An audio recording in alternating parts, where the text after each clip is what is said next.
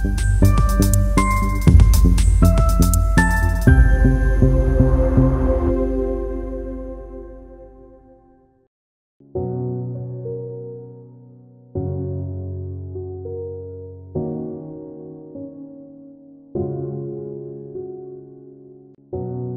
Sobat Film, ini adalah part kedua atau episode ke-5 sampai ke-8 dari series Bidadari Bermata Bening.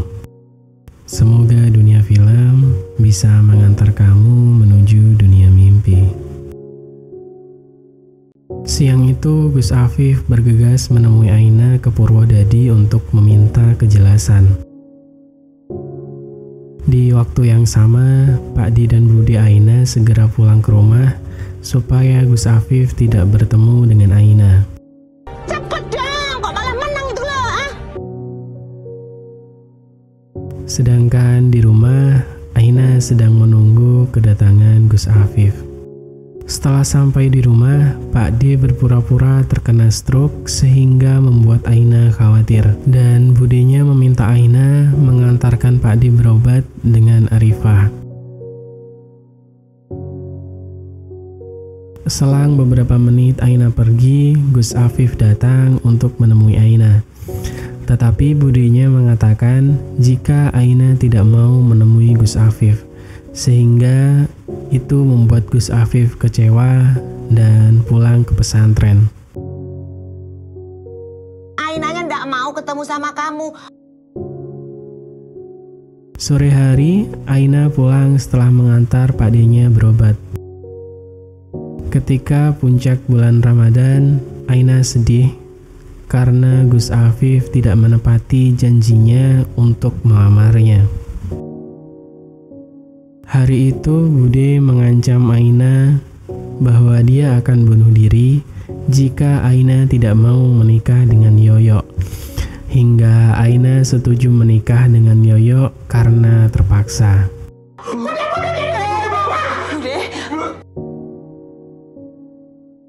Keesokan harinya Yoyo melamar Aina dan mereka akan segera menikah.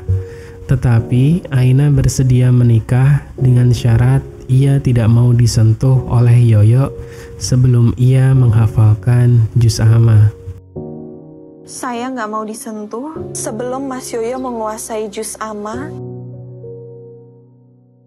Saat itu Aina sangat sedih karena ia harus menikah dengan orang yang tidak ia cintai.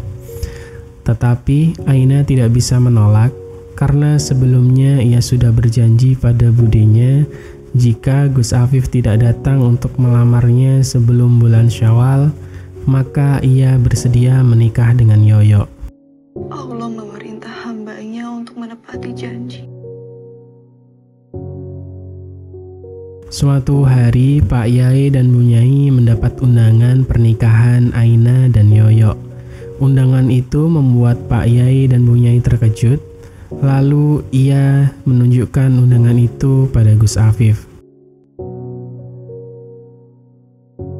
Pagi hari, Yoyo membuka koperasi tabungan untuk masyarakat dengan bunga yang sangat rendah, dan uang masyarakat bisa diambil kapanpun.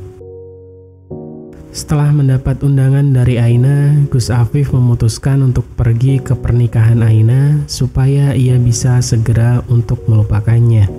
Aku harus datang ke pernikahannya, Bah. Di counter HP, Bude dan Pak D menjual HP milik Aina. Ketika acara pernikahan Aina tiba, Gus Afif, Pak Yai dan Bu Nyai datang ke acara itu. Lalu Bu Nyai menemui Aina. Aina mengatakan pada Bu Nyai jika Gus Afif tidak menepati janjinya. Tetapi Bu Nyai tidak tahu apa janji yang dimaksud oleh Aina. Gus Afif, Bu Nyai. Gus Afif mengingkar janji. Setelah Bu Nyai bertanya pada Gus Afif apa ia memiliki janji pada Aina, Gus Afif mengatakan jika ia hanya memiliki satu janji, bahwa ia akan melamarnya sebelum bulan Syawal. bahwa aku akan datang melamar bersama Abah dan Umi sebelum Syawal. Acara ijab kabul akan segera dimulai dan Aina melihat Gus Afif dari kejauhan.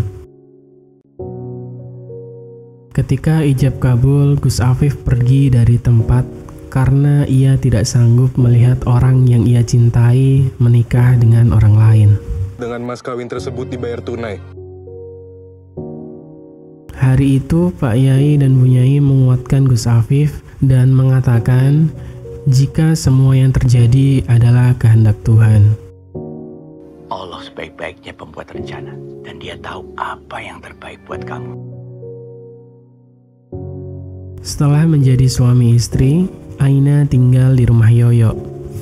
Aina melayani Yoyo, tetapi ia tidak mau disentuh olehnya sebelum Yoyo menghafalkan juz amma. Ingat sama perjanjian kita, Mas. Malam itu Yoyo ingin tidur di kamar bersama Aina. Tetapi Aina meminta Yoyo membacakan salah satu surah yang ada di juz amma. Coba Mas Yoyo baca surat Ad-Duha. Karena Yoyo tidak hafal, sehingga Aina tidak mengizinkan Yoyo untuk tidur bersamanya. Keesokan harinya, saat Yoyo bermain biliar, ia mengatakan pada temannya dan ia bercerita jika Aina tidak ingin disentuh olehnya. Saat itu teman Yoyo mempunyai rencana buruk pada Gus Afif. Di lain tempat, Gus Afif tidak bisa melupakan Aina dan ia selalu merasa sedih. Melupakan itu semua, nyatanya gak segampang itu ya. Ketika Aina membereskan tas bawaannya, ia menemukan buku pemberian Gus Afif dan Aina melihat buku itu. Di malam hari, Yoyo berpesta dengan para wanita. Lalu ia diejek oleh salah satu wanita di sana karena Yoyo yang baru menikah, tapi ia tetap bermain dengan wanita di luar. Saat itu Yoyo marah dan membuat keributan.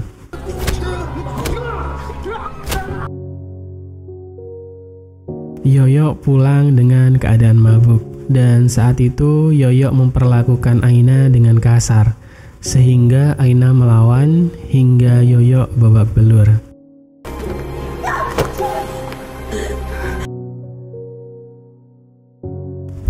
Malam itu juga Yoyo dilarikan ke rumah sakit.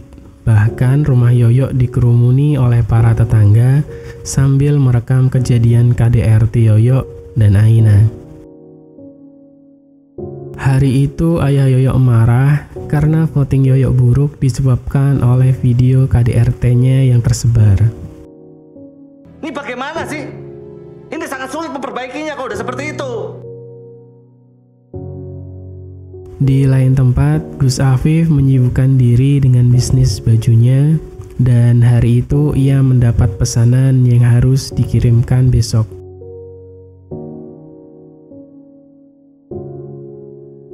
Pagi hari, Aina berpamitan pada pembantunya jika ia akan menjenguk Yoyo di rumah sakit. Di waktu yang sama, Gus Afif sedang di perjalanan untuk mengantarkan pesanan baju. Tetapi ia berhenti di tengah jalan karena ada orang yang tergeletak. Ketika Gus Afif menghampiri orang itu, tiba-tiba ia diserang oleh para preman hingga ia terluka parah.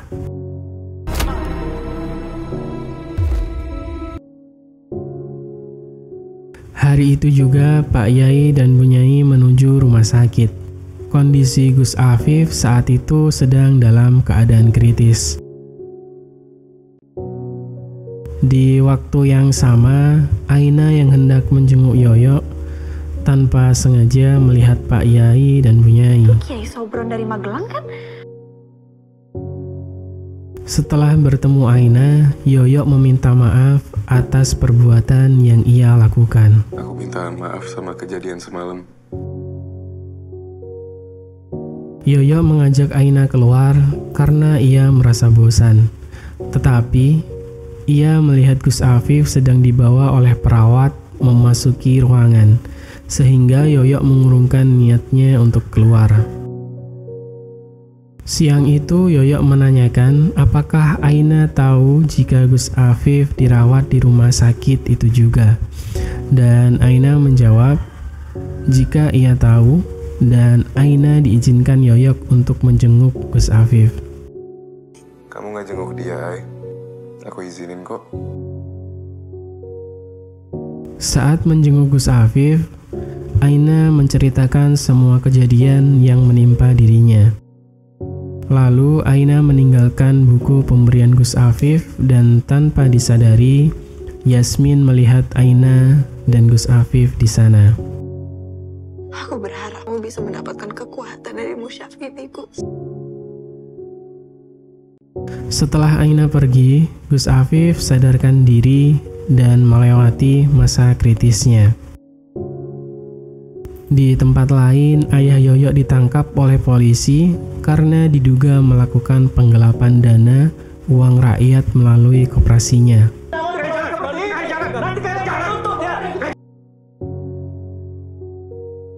Di kantor polisi, ayah Yoyo menghubungi Yoyo dan menyuruh Yoyo segera keluar dari rumah sakit, lalu menemui pengacara ayahnya. Hubungin pengacara Bapak si Brams.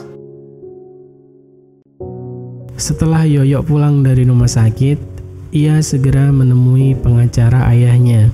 Dan saat itu, Aina menguping pembicaraan Yoyo dengan pengacara itu.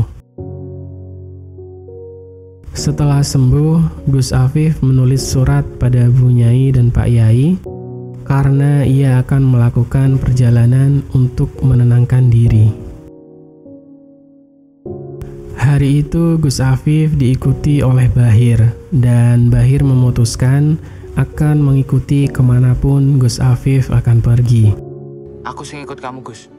Kemanapun kamu pergi.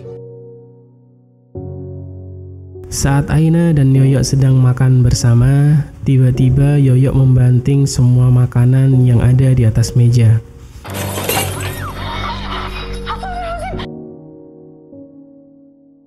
Karena ia tahu Aina telah menjenguk Gus Afif kemarin. Bahkan Yoyo melempar dahi Aina menggunakan gelas kaca hingga gelas itu pecah dan dahi Aina berdarah. Gus Afif dan Bahir tiba di tempat yang terpencil untuk menenangkan dirinya. Lalu Gus Afif dan Bahir menghidupkan musola yang ada di tempat itu. Saat Aina diobati oleh pembantu di rumahnya, pembantunya mengatakan jika dulu Yoyo sering membawa perempuan ke rumah. Bawa pacar-pacarnya ke sini enggak? Keesokan harinya, Gus Afif dan Bahir menjual gulali keliling serta menyebarkan agama Islam pada pembelinya. Di pesantren, Yasmin bertanya keberadaan Gus Afif pada Rohmatun. Tetapi Rohmatun tidak tahu apapun tentang Gus Afif. Lalu Rohmatun menyarankan Yasmin untuk bertanya langsung pada Aina. Karena Gus Afif sering bercerita dengan Aina ketika di pesantren dulu. Pagi itu di koperasi Yoyo terjadi kericuhan karena masyarakat meminta uang mereka dikembalikan. Sekarang kami mau uang kami dikembalikan. Ya, betul. Saat itu juga pegawai koperasi menghubungi Yoyo dan mengatakan jika masyarakat ingin uangnya dikembalikan, bahkan seluruh aset dibekukan oleh polisi karena ayah Yoyo sedang ditahan. Rekening koperasi udah dibekukan, kita nggak bisa melakukan transaksi apapun. Sehingga terpaksa membayar angsuran koperasi menggunakan aset pribadi Yoyo. Setelah mencari tahu tentang Yoyo, akhirnya Yasmin menemukan rumah Yoyo untuk bertemu dengan Aina. Setelah bertemu Aina, Yasmin bercerita jika Gus Afif pergi dari pesantren hingga Bu Yai jatuh sakit karena memikirkan Gus Afif. Bahkan Bu Nyai pun sampai jatuh sakit karena mikirin Gus Afif. Di sekitar Ketepas, Gus Afif dan Bahir berjualan gulali serta mengajarkan agama Islam pada anak-anak kecil, lalu memberi anak itu hadiah gulali gratis. Tapi, ada yang hafal surat Al-Fil nggak? Setelah mengobrol dengan Aina, sebelum pulang, Yasmin mengatakan jika ia khawatir dengan luka yang ada di dahi Aina. Pagi itu, Gus Afif dan Bahir melakukan aktivitas seperti biasanya.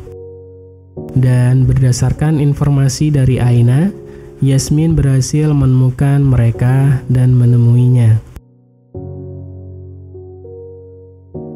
Di lain tempat, Aina terkejut saat pembantunya menangis karena gajinya tidak dibayar penuh oleh Yoyo dengan alasan uang ditabungkan di koperasi milik Yoyo. Padahal pembantu itu membutuhkan uang untuk anaknya kuliah. Anak saya mau daftar kuliah, Mbak. Pembantu itu meminta tolong pada Aina supaya Yoyo mengembalikan uangnya. Tetapi Yoyo tidak mengaku jika uang pembantunya diberikan pada koperasi karena tidak ada bukti setor. Ya sekarang kalau nggak ada buktinya, ya nggak bisa, Mbok. Malam itu Yasmin mengatakan jika tahu keberadaan Gus Afif dari Aina, dan saat itu juga Pak Yai dan Bu Nyai bertemu dengan Gus Afif. Di waktu yang sama, Yasmin memberikan nomor Aina pada Gus Afif. Lalu Yasmin bercerita jika Aina sepertinya mendapat KDRT dari Yoyo karena dahi Aina terluka ketika Yasmin bertemu dengannya kemarin. Aina mengalami KDRT dengan Yoyo. Malam itu, Gus Afif meminta bantuan Yasmin untuk bertemu dengan Aina. Keesokan harinya, Aina pergi ke suatu tempat untuk bertemu dengan Yasmin. Saat itu, ia merasa ada seseorang yang mengikutinya, dan Aina memergoki orang itu. Ternyata orang itu adalah Gus Afif dan Yasmin. Yasmin dan Gus Afif mengatakan pada Aina jika ia akan membantunya keluar dari KDRT yang dilakukan oleh Yoyo. Saat itu Aina mengatakan jika menyelamatkan orang-orang yang tertipu oleh Yoyo lebih penting daripada dirinya. Ada yang lebih penting untuk diselamatkan. Itu orang-orang yang jadi korban penipuan Mas Yoyo. Di rumah, Yoyo memberi gaji pembantunya dan menyuruh pembantunya pergi dari rumahnya. Bahkan Yoyo tidak memperdulikan pembantunya yang meminta uang di koperasi untuk dikembalikan. Awas ya, saya buat keluarga Mbok lebih menderita dari sekarang. Setelah Aina sampai di rumah, ia diancam oleh Yoyo jika tetap berhubungan dengan Gus Afif, maka Yoyo akan membuat Gus Afif celaka lebih parah dari sebelumnya. Untuk bikin dia lebih menderita dari sebelumnya.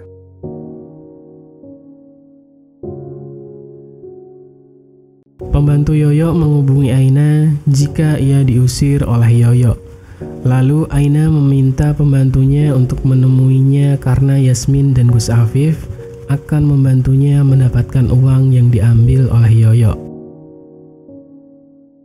Aina memperkenalkan Gus Afif dan Yasmin ke pembantunya.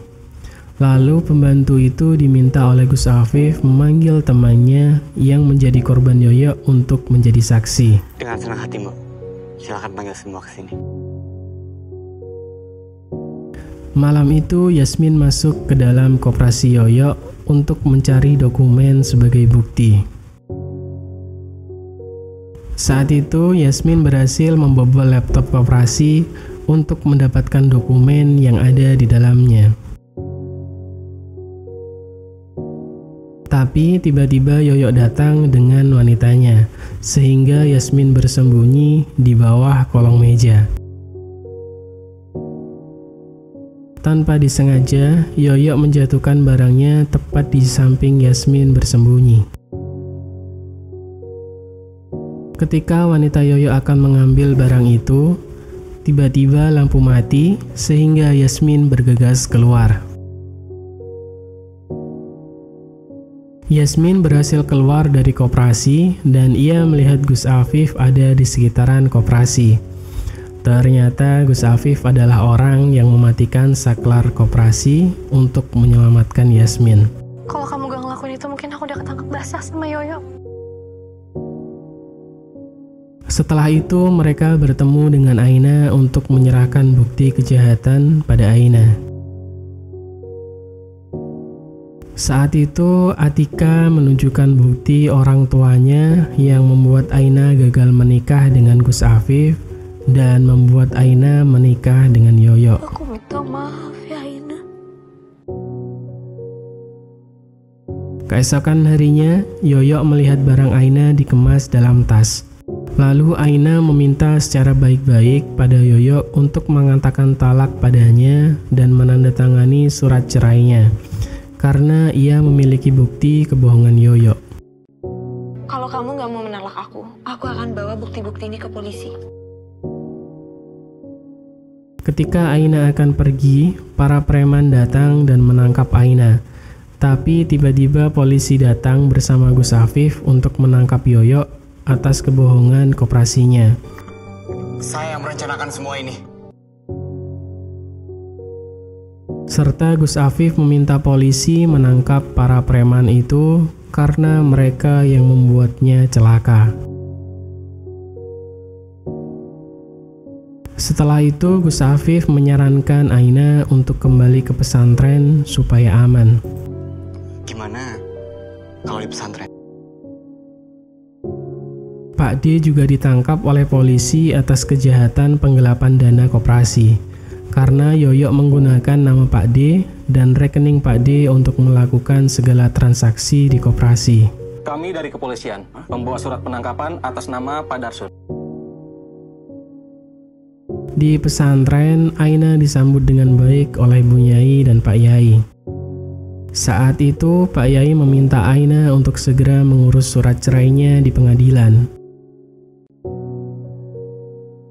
Malam itu, Aina mendapat surat dari Gus Afif untuk menemuinya mengikuti obor. Setelah tiba di tempat yang sudah disiapkan Gus Afif, malam itu Gus Afif melamar Aina di hadapan Bu Nyai dan Pak Yai. Aku ingin melamarmu menjadi istriku. Pagi hari, Aina tiba di pengadilan untuk sidang cerai pertamanya, dan ia terkejut ketika Yoyo tiba di sidang itu. Persidangan dimulai dan Yoyo tidak mengaku jika ia telah menolak Aina dan menandatangani surat cerainya. Yang mulia, ini bukan tanda tangan klien saya. Setelah persidangan selesai, Aina meminta Yoyo untuk menceraikannya dengan tanda tangan asli. Tapi Yoyo tidak menghiraukan Aina dan tidak akan menceraikan Aina. Sampai kapanpun kamu dan Afif nggak akan bisa menikah.